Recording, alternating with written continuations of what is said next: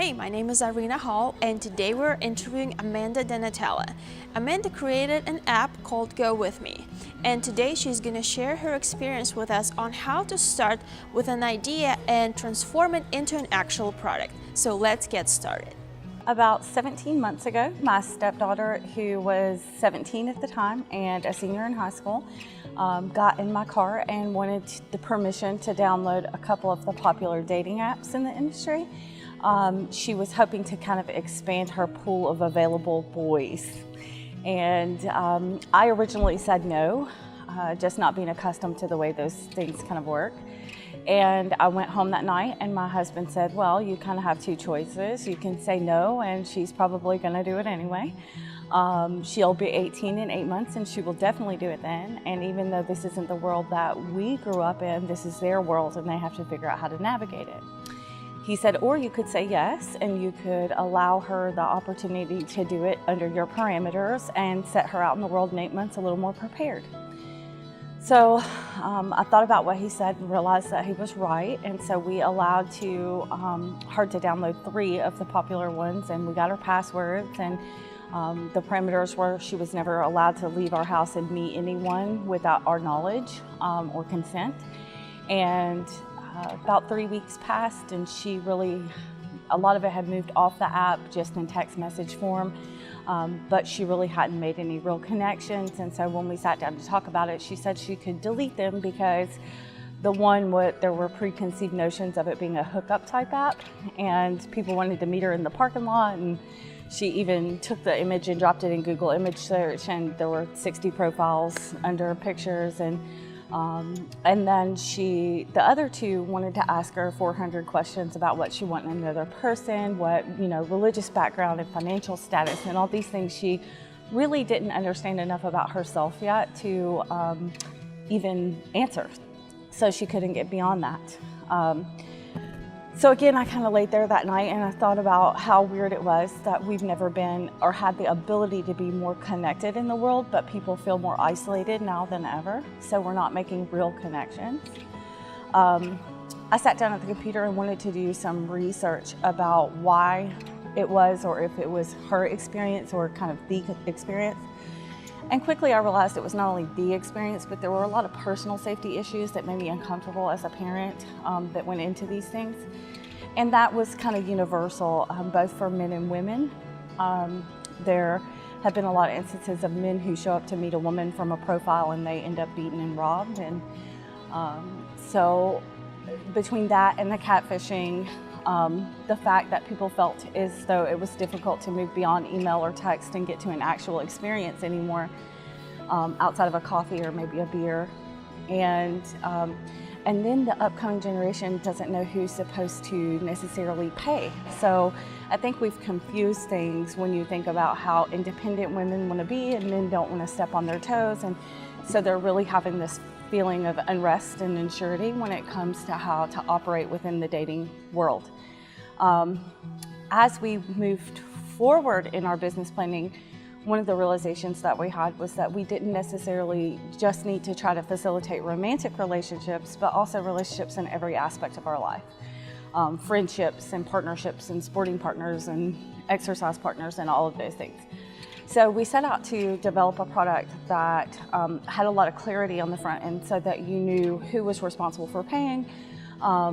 And it starts with the event and fills in the person, as opposed to using an algorithm to find a person and then trying to text and email and figure out what to do. So our slogan is do the things you love with people you like safely. We built in personal security measures, an in-app safety tracking that informs your next of kin or point of contact person, roommate, friend, after an event's over, to kind of deter the people who were going missing for 18 hours and no one knew until they didn't show up to work the following day. And then we do a soft background check, which means that we don't get invasive into people's financials or anything like that, but we do make sure that they don't have any criminal background history and that they're the same person on our site as they are in reality. And so there was this daunting figure of 99% of all technology startups fail. And so the first thing I set out to do was to understand why they failed. most of what I ran across was that people tend to have an idea and a singular focus, and they forget that they have to market and monetize it later on. So I think the first thing I started with was A, how to build it, B, how to market it, C, how to monetize it. And that, in my mind, once I filled in those 3 pools, made it a business. I'm 36 years old, so I knew that my target market to start was going to be the 18 to 26-year-olds range. Being outside of that, I wanted to seek some people who were within my target demographic. So my first hire was a 20-year-old named Chad Carotis. I think he has political aspirations, but he worked with a lot of startups. And he really gave me a different perspective. So my goal was to not build a product necessarily that I love, but that my customers would love. So we did a lot of speaking to the public and that kind of thing. But I stand by and love that. That was honestly my first hire. Outside of that, because my original background was in home services, so real estate type things, most of the people that I knew were within that industry. So I reached out to a few people, and I had a few early investors, one who works in finance, so he came on as my CFO, one who works in sales, so they came on as sales, but they have invested interest because they were part of my friends and family round. So about 8 months, I believe, after the conception of the idea, and at this point, I'm actually still seeking certain talent as well. So we're still building our team. We just submitted to the App Store for the first time last week. So we're in the process. I didn't necessarily want to go out and grab a hold of, honestly, when you start a business, marketing people come out of the woodwork, and I didn't want to necessarily grab a hold of the first person, but to kind of manage as much as we could on the front end so that we could attract the best talent and make good decisions about who we wanted moving forward. I think you've heard me say this, but I don't think I was special or unique in my experience in terms of being a non-technical founder, founding a tech company. I think that is the most difficult part because it's hard to understand when you don't have a base understanding of how technology or coding, for instance, works, to understand the quality of people's work.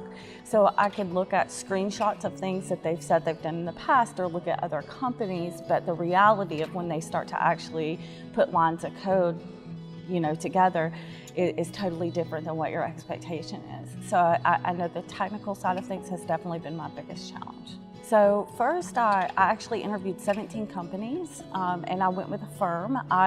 When I started this, I really didn't understand the technology industry in Atlanta or that we had such a large tech hub here available to us. My 16-year-old laughs and says I barely knew how to work an iPhone a year ago, so I really was kind of deficient when it came to that. So I worked with this company for about 9 months, and at the end of the day, the app that they built looked very nice, but it didn't function very well. And so I met a company called Startup Development Institute at a event at Atlanta Tech Village. And the founder and I hit it off, and we talked about the project that I had going on, and he felt like they could really manage those things for me. So I ended up going with a secondary developer, and we started the code again from scratch. So we've built our beta version. We're getting ready to launch it to Kennesaw State University as our beta test. We want to get that first feedback from our first adopters, our early adopters, prior to really pushing it out marketing-wise to the rest of the world. One of the biggest challenges about what I'm doing is making sure that you scale quick enough, that there are enough events available in the area. So we have some incentive programs and things like that for brand ambassadors and also for our early users so that we can try to scale. So I suppose really more or less we're using an epicenter model where we start in Atlanta and kind of spread out from there. So the first 5 years, honestly, what I'm hoping to do is I'm hoping to change the kind of environment within these social apps. I'm hoping that shifting the focus to a common interest makes for more organic connections in life. I'm hoping that the rest of kind of the online relationship industry follows suit with the safety measures and things that we're putting in place, because ultimately my goal is by the time my 13-year-old daughter starts to date, that she knows where she's going, what she's dressed for, who's paying, and she can do it safely. because in reality, that's a date. And that's really my goal. And so the hope just for people to be able to make connections and honestly to reach the people that don't feel necessarily adequate to put their, selfies on these sites where we've filtered everything and there's no realistic basis. And I want the kids to play the magic card games, and I want the people who have niche hobbies, and I want the people who are up to par but feel less than to be able to meet other people who have that common interest as themselves. So I think there's a lot of pressure, especially with tech companies these days, to become the next unicorn. And you have to kind of forget that noise. I read an article called The Workhorse versus the Unicorn when I first started, and it was figure out how to get cash positive as opposed to trying to get the largest valuation as you can. So don't take more money than you need to operate so you don't dilute yourself more than you have to. And just don't listen to that noise or feel that pressure. I think it's important to work towards a sustainable business long term, more so than it is the way that you appear right now. I think, yes, that's probably the best advice, especially for a CEO of a technology company. We would like to thank Amanda for sharing her experience and for her great advice. If you have any questions for us that you would like to have answered, please connect with us on social media and let us know. Check out our website at creativemusclestudios.com, subscribe to our YouTube channel, stay tuned for the next episode, and be brave and passionate.